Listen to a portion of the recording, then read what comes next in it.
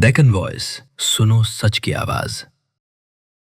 दोस्तों, जनवरी 2026 Saudi Arabia के real estate rules में एक ऐसा बदलाव जो शायद हिस्ट्री में पहले कभी नहीं हुआ। ये नए कानून उनके विजन 2030 का एक बहुत बड़ा हिस्सा हैं।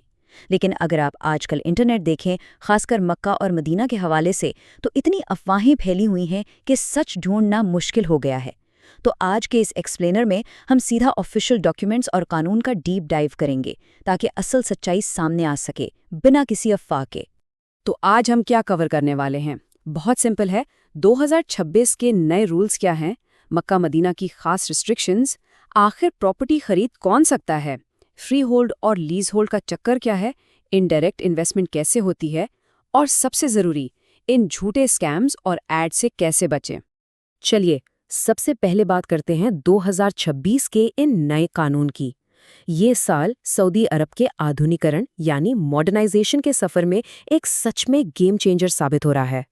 देखिए, इंटरनेशनल इन्वेस्टमेंट को बूस्ट करने के लिए सऊदी अरेबिया ने अपने दरवाजे पूरी तरह खोल दिए हैं। नए रूल्स के हिसाब से अब विदेशी लोग, इंटरनेशनल कंपनियां और इन्वेस्टर्स बड़े शहरों में जैसे रियाद, जेडा, दम्माम और न्योम में आराम से प्रॉपर्टी खरीद सकते हैं।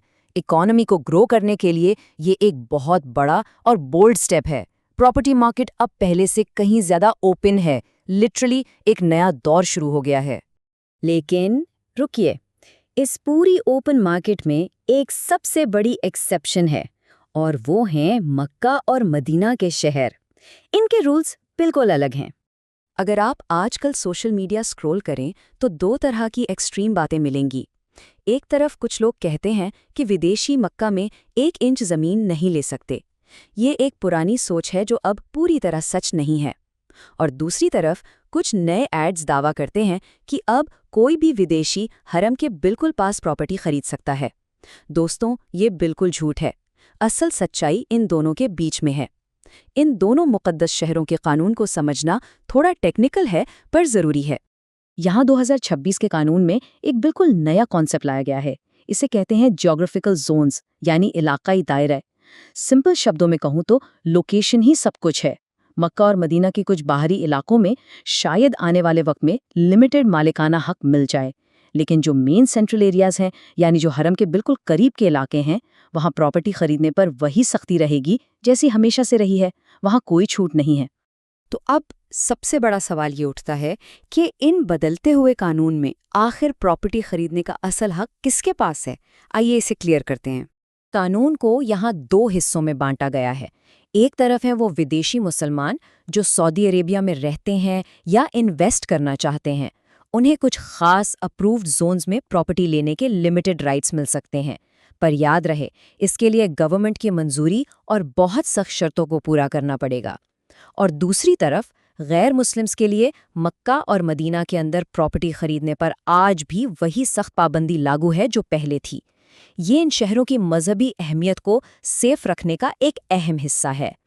अब आते हैं उस सवाल पर जिसने सबको सबसे ज्यादा कंफ्यूज किया हुआ है। क्या मस्जिद अल हरम या मस्जिद अन नबवी के बिल्कुल पास प्रॉपर्टी खरीदी जा सकती है? इसका एकदम सीधा और साफ जवाब सुन लीजिए। मई 2026 तक मस्जिद अल हराम या मस्जिद अन नबवी के आसपास किसी भी तरह की official unrestricted free hold ownership allow नहीं की गई है। यानी सेंट्रल एरियाज में कोई भी आम विदेशी ज़मीन का पूरा मालिक नहीं बन सकता। ये इलाके आज भी सऊदी गवर्नमेंट के बहुत सख्त कंट्रोल में हैं और इन्हें फॉरेन ओनरशिप के लिए ओपन नहीं किया गया है। यहाँ पर लोग सबसे ज़्यादा धोखा खाते हैं। इस पूरी कन्फ्यूजन की जड़ एक छोटा सा कानूनी फ़र्क है, फ्री होल्ड और लीज होल्ड के बीच का फ़र्क। देखिए, ये दोनों कानून की नज़र में ज़मीन आसमान का फ़र्क रखते हैं। फ्री होल्ड का सीधा मतलब है कि आप हमेशा के लिए उस बिल्डिंग और उसके नीचे की ज़मीन दोनों के पूरे मालिक बन गए। लेकिन लीज होल्ड का मतलब होता है कि आपको सिर्फ उस प्रॉपर्टी को 25, 50 या 99 साल तक इस्तेमाल करने का हक मिला है। ज़मीन आपकी नहीं होती। मक्का और मदीना में बहुत से नए प्रोजेक्ट्स दरअसल यही लीज एग्रीमेंट्स दे रहे हैं, जिसे लोग गलती से समझ लेते हैं कि उन्होंने ज़मीन खरीद ली। ये एक बहुत बड़ी गलतफहमी है। तो अगर सीधे ज़मीन खरीदना इतना मुश्किल है, तो क्या कोई और रास्ता नहीं है? बिल्कुल है। इन शहरों की इकोनॉमी का हिस्सा बनने के लिए इनडायरेक्ट इन्वेस्टमेंट के तरीके भी मौजूद हैं। नए कानून ने इन्वेस्टमेंट के दूसरे सेफ रास्ते जरूर खोले हैं। अगर इंटरनेशनल पैसा लगाना ही है तो लोग अब लिस्टेड कंपनियों, बड़े होटल बनाने वाली फर्म्स और रियल एस्टेट फंड्स के जरिए इन्वेस्ट कर सकते हैं। ये फंड्स इन शहरों के प्रोजेक्ट्स को डेवलप करते हैं, तो बिना 1 इंच जमीन खरीदे वहां की तरक्की और इकोनॉमी का हिस्सा बना जा सकता है। ये एक पूरी तरह लीगल, सेफ और स्मार्ट तरीका है।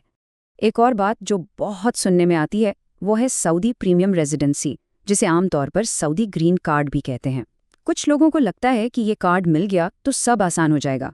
देखिए, इससे बिजनेस और वहाँ रहने में बहुत फ़ायदा ज़रूर मिलता है, लेकिन इस कार्ड के होने से मक्का और मदीना के ख़ास रूल्स बाईपास नहीं होते। एक प्रीमियम रेजिडेंट पर भी बिल्कुल वही सख्त कानून लागू होते हैं जो बाकी लोगों पर होते हैं। यहाँ कोई वीआईपी पास नहीं मिलता। और अब आते हैं एक इंतहाई ज़रूरी टॉपिक पर, इंटरनेट पर चलने वाले झूठे और स्कैम एड्स से बचाओ। अगर कभी सोशल मीडिया पर ऐसे जुमले दिखें जैसे काबा के बिल्कुल पास गारंटीड फ्री होल्ड मालिकाना हक, या 100% विदेशी ओनरशिप अब मंजूर हो गई है, या फिर कानून बदलने से पहले आज ही बुक करें, तो फौरन अलर्ट हो जाइए। ये लफ्ज़ खास तौर पर बाहर के बायर्स को फंसाने के लिए लिखे जाते हैं। हकीकत में इन बातों का सच्चाई से दूर दूर तक कोई ताल्लुक नहीं है। ऐसी किसी भी धोखाधड़ी से बचने के लिए 4 सिंपल स्टेप्स हमेशा याद रखने चाहिए। पहला, प्रोजेक्ट को कानूनी तौर पर वेरीफाई करें कि वो असली भी है या नहीं। दूसरा, चेक करें कि वहाँ ओनरशिप किस टाइप की मिल रही है, क्या वो सिर्फ लीज होल्ड है। तीसरा, कंफर्म करें कि क्या वो इलाका सरकारी तौर पर अप्रूव्ड जोन्स में आता है। और चौथा, सबसे अहम स्टेप, किसी लाइसेंस्ड सऊदी लॉयर से ज़रूर बात करें।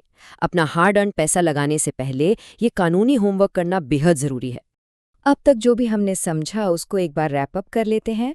मई 2026 का क्लियर कट लीगल स्टेटस कुछ ऐसा है। बाकी बड़े सऊदी शहरों में जनरल ओनरशिप अब अलाउ कर दी गई है, लेकिन मक्का और मदीना पूरी तरह से ओपन नहीं हुए हैं। मुस्लिम रेजिडेंट्स के लिए शर्तों के साथ कुछ रास्ते ज़रूर हैं, जबकि हरम के करीब फ्री होल्ड अभी भी हाईली कंट्रोल्ड है।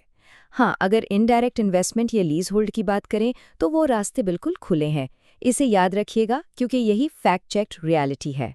ये पूरा जो शिफ्ट हम देख रहे हैं ये हिस्ट्री का एक बहुत ही गहरा और दिलचस्प लम्हा है। जैसे जैसे सऊदी अरेबिया विजन 2030 के तहत तेज़ी से मॉडर्न हो रहा है, वो आने वाले वक्त में इन शहरों की हज़ारों साल पुरानी मुक़द्दसियत यानी इनकी सैंक्टिटी को ग्लोबल इन्वेस्टमेंट के साथ आखिर कैसे बैलेंस करेगा। ये अपने आप में भी एक बहुत बड़ा सवाल है। इन नए कानून को और इनकी हकीकत को समझना इस नए दौर को समझने की पहली सीढ़ी है।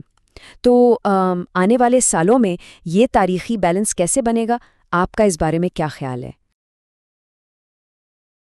अगर आपको वीडियो अच्छा लगा तो वीडियो को लाइक एंड सब्सक्राइब करें, और नेक्स्ट आप कौन सा वीडियो देखना चाहते हैं कमेंट करके बताएं। पर हाँ, डेक्कन वॉइस न्यूज़ के चैनल को सब्सक्राइब करना ना भूलें और लेटेस्ट अपडेट से अपडेट रहें।